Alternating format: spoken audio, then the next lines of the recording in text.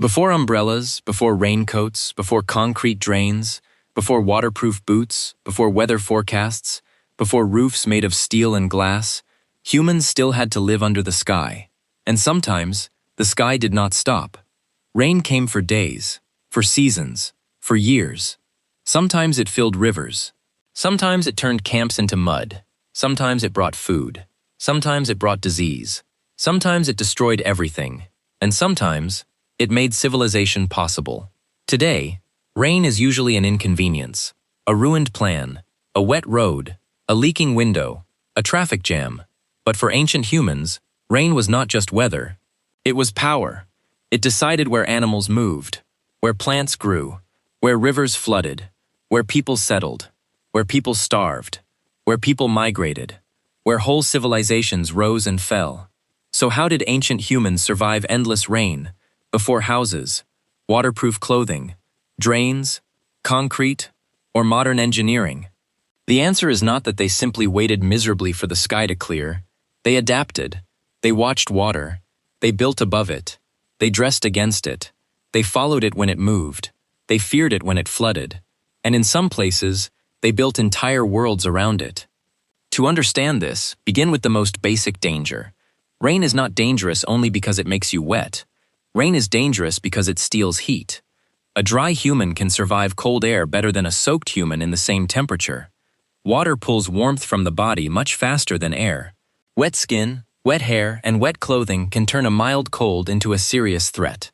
The ancient danger was not always drowning. Often, it was hypothermia. A body soaked for too long begins to lose the ability to keep itself warm. Hands stiffen, muscles slow, judgment weakens. The body shakes. Then it stops shaking. That is when danger becomes silent. So the first problem ancient humans had to solve was not comfort. It was keeping the body warm enough to stay alive. This is where clothing becomes survival technology. Not fashion, not decoration, not primitive costume. Technology. Animal hides, furs, skins, plant fibers, bark cloth, and later woven fabrics all became ways to create a barrier between the body and weather. A fur worn outward could help shed some water. A hide layer could block wind. Fat and oils could be rubbed into skins to improve water resistance. Layers could trap warm air near the body. Seams could be cut and stitched to reduce leaks. This was not random. A badly prepared hide rots. A badly cut garment lets water in. A badly dried skin stiffens or cracks. A good one keeps a child warm, keeps a hunter alive, and lets a group move through weather that would otherwise stop them. Before raincoats, humans wore animals, and those animals carried millions of years of weather engineering in their fur. But clothing was only one part of the answer. The second was shelter. Where caves existed, caves mattered. A cave is already a roof built by geology. Stone does not rot in rain. Rock does not blow away in wind. A cave can keep bedding dry, protect fire, store tools, and allow people to survive storms that would destroy open camps. That is one reason so much of prehistoric life is preserved in caves and rock shelters. Humans returned to them again and again because stone made the night and the rain less dangerous. But humans could not always rely on caves, so they built. And once humans began building against rain, they quickly learned one rule: water must move away. A flat roof invites disaster. A steep roof survives. Thatched roofs, made from reeds, grasses, palm leaves, or other plants work, because they overlap like feathers or scales. Each layer guides water down to the next. If the slope is steep enough, rain runs off before it soaks through. That is why traditional roofs in rainy places often rise sharply. They are not shaped that way for beauty alone. They are shaped by water. The same logic appears in raised floors and stilt houses. If the ground floods, live above the ground. If insects, mud, rot, and standing water collect below, raise the body, the bedding, and the food out of it. People in wet regions across the world reach this idea independently. Build on posts. Lift the floor. Let the water pass underneath. This is one of the oldest lessons of flood living. You cannot always stop water, but you can refuse to sleep where it gathers. Ancient people also dug drainage channels. Simple trenches around shelters or settlements could move runoff away from sleeping areas, hearths, and food storage. A small ditch may not look impressive, but in a long wet season, it can decide whether grain rots, bedding stays dry, insects breed, or a camp becomes unlivable. Civilization begins with big monuments in history books, but survival often begins with a small channel in the mud. Now move the map to the Sahara. Today, it is one of the driest places on Earth. But it was not always like this. During the African humid period, the Sahara became much wetter than today. Monsoon rains pushed north. Lakes expanded. Rivers flowed. Grasslands spread. Animals lived where now there is mostly sand, stone, and heat. This was the Green Sahara, a world of water where modern people expect only desert. Rock art across the region shows swimmers, cattle, giraffes, elephants, hippos, and human life in landscapes that no longer exist. Those images are not fantasy. They are memory, painted on stone, a record of a vanished climate. Imagine standing in the Sahara 8,000 years ago, not in endless dunes, but near water, grass underfoot, animals moving, clouds gathering, rain feeding lakes and rivers, people living in rock shelters, herding animals, fishing, gathering, hunting, and painting the world around them. For those humans, rain was not the enemy. Rain was the reason life was possible. At Takarkori rock shelter in southwestern Libya, archaeologists found evidence of long human occupation during this greener period. Recent ancient DNA research from around 7,000-year-old individuals there has revealed important information about a North African lineage living in the Green Sahara. That matters because it shows the Sahara was not an empty barrier during this period. It was a human landscape, a place people knew, inhabited, and adapted to. But the Green Sahara did not last forever. The rains weakened, the region dried. The change was not simply one sudden switch from paradise to desert. There were fluctuations, wet and dry phases, droughts, returns of rain, then longer droughts. Communities living through that transition could not know the final outcome. To them, each dry year may have looked like a bad season, then a bad decade, then a new world. When the rain retreated for good, people moved. Some followed water toward the Nile Valley, some moved toward the Sahel, some toward remaining lakes, rivers, and groundwater sources. This is one of the great ancient lessons. Humans survived rain not only by resisting it, they survived by following it. When the water moved, people moved with it. Now move the map east, toward the Nile. Here, rain did not fall everywhere equally, but water arrived through the river. The Nile flood was one of the most important natural rhythms in ancient history. Each year, floodwaters spread across the land and left behind rich silt. That silt renewed the fields. Egyptian agriculture did not simply fear the flood. It depended on it. The river rose, the land drank, the water withdrew, farmers planted. This cycle became the heartbeat of a civilization. But the same river that fed Egypt could also destroy.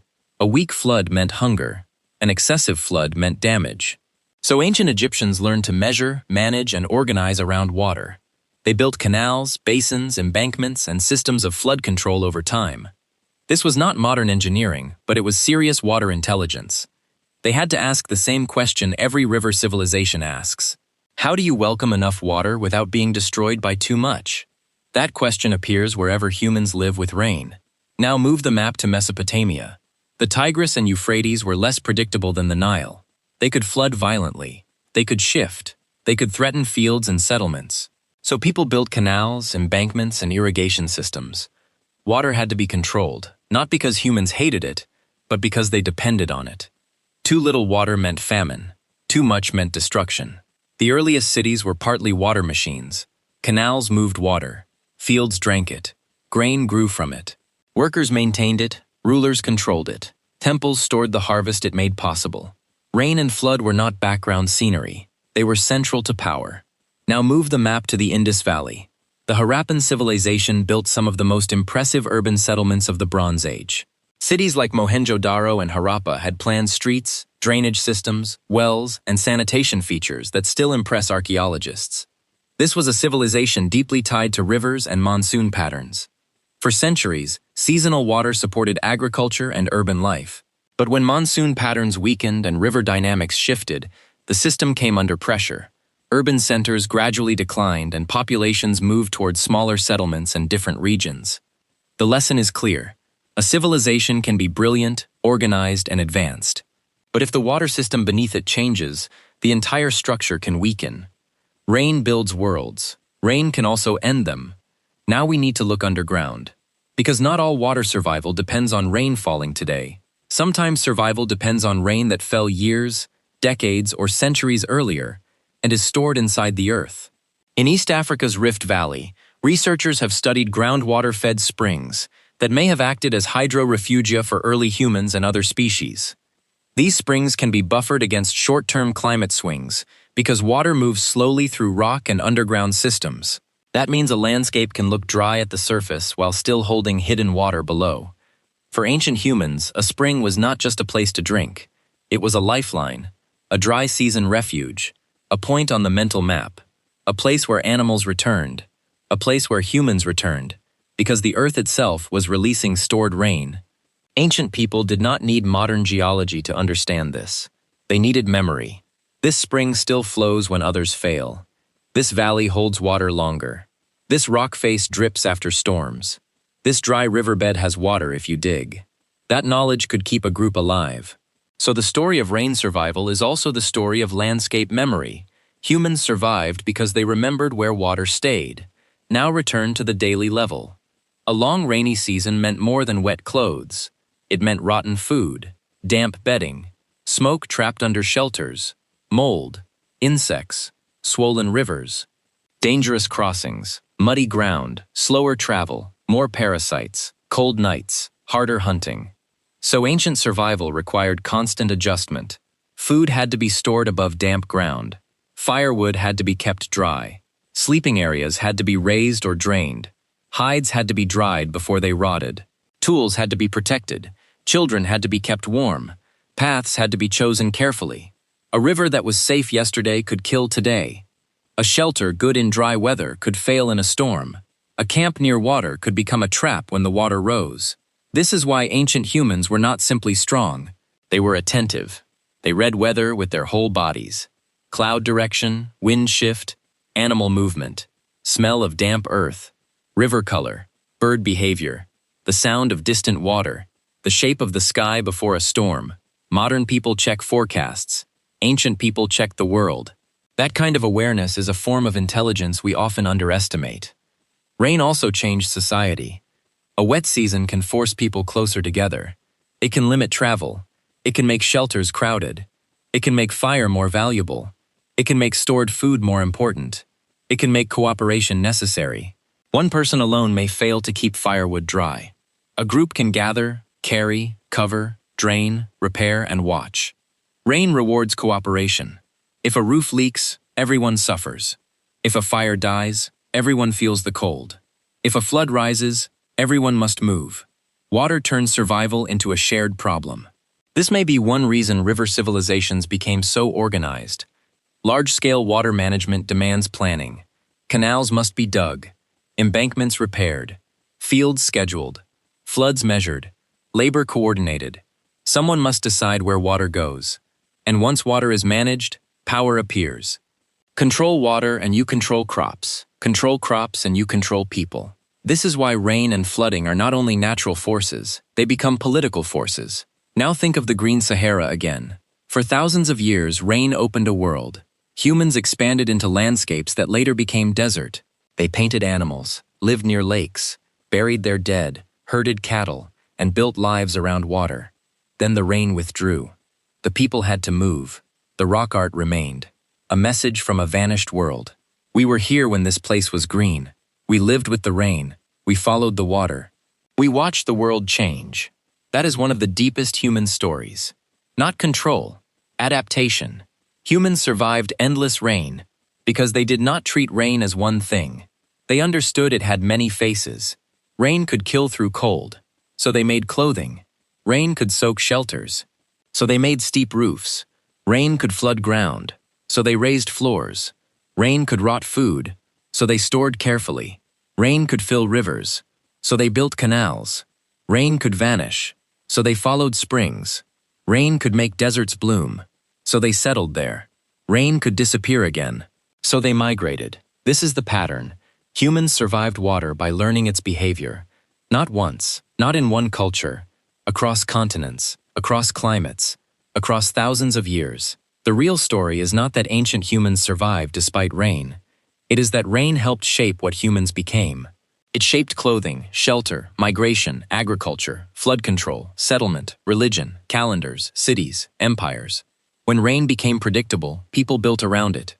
When rain became violent, people engineered against it.